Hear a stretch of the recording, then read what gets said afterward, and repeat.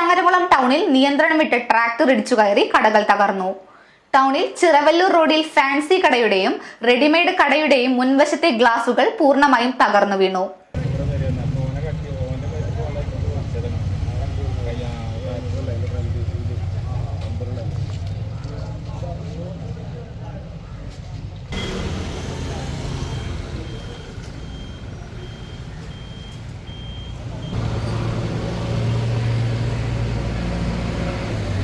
ശനിയാഴ്ച കാലത്ത് 7 മണിയോടെയാണ് സംഭവം.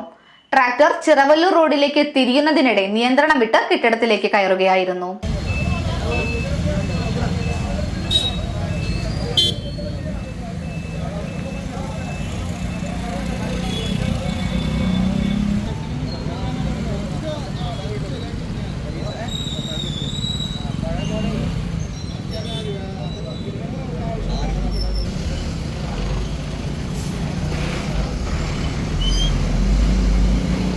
പുലർച്ചെ ആയതിനാൽ കട തുറന്നിരുന്നില്ല. ഇതുകൊണ്ട് തന്നെ വലിയ ദുരന്തമാണ് ഒഴിവായത്. കൂടുതൽ വാർത്തകൾക്കും ദൃശ്യങ്ങൾക്കും CNTV ഫേസ്ബുക്ക്, യൂട്യൂബ്, ഇൻസ്റ്റാഗ്രാം പേജുകൾ ഫോളോ ചെയ്യുക.